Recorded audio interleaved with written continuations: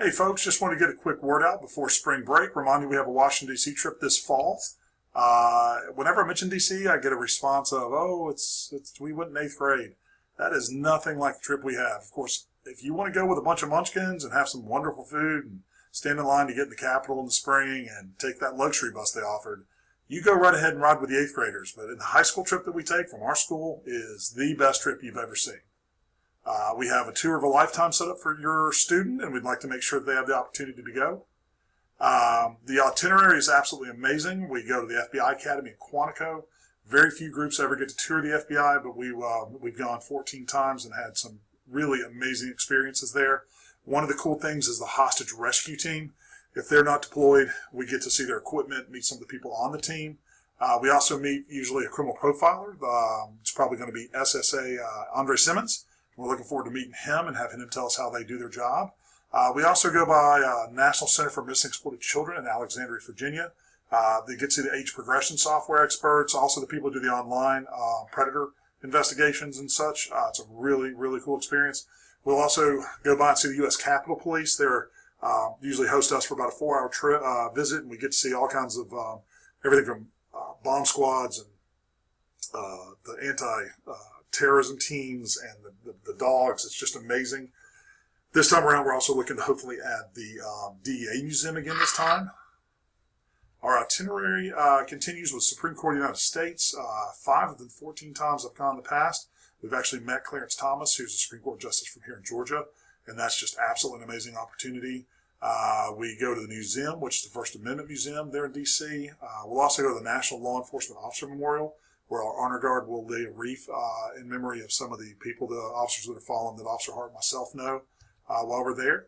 We'll also do all the museums and monuments just like all the other trips, but we do them better. I've done D.C.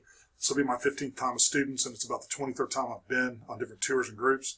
And I know D.C. like nobody else, so we do it the best. Here's a picture of Clarence Thomas with some of our students in the past trip. So let's go over some of the details. It's November 5th through November 10th. We leave on a Saturday night, and we return on Thursday night, and that's of election week. We love going into D.C. in election week. The town is literally empty, and that just makes us get in and out of everything, and we have a lot of opportunities that we otherwise wouldn't have. All the days missed, Monday through Thursday, are excused absences. We're also working to make sure we have a Wi-Fi bus, so on the way back, the kids can use the internet and do their makeup work, etc.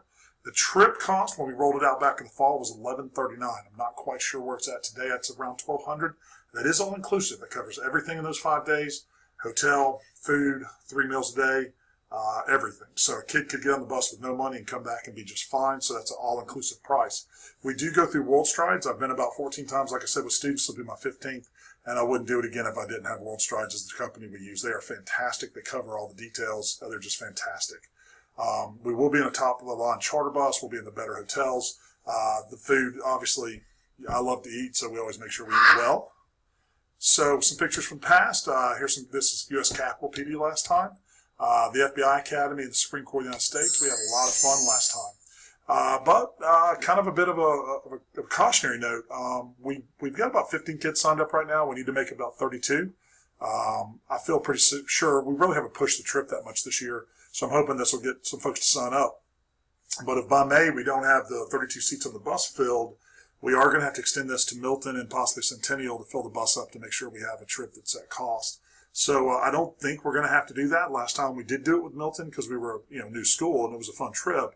But I would really like to make sure our bus is filled with just Cambridge kids. So how do you sign up? You need your trip ID here, 122-935. Go to the website or the 800 number, and they'll take care of you right away. If you have any questions, feel free to email me at school, and I certainly hope to see you on the bus with us.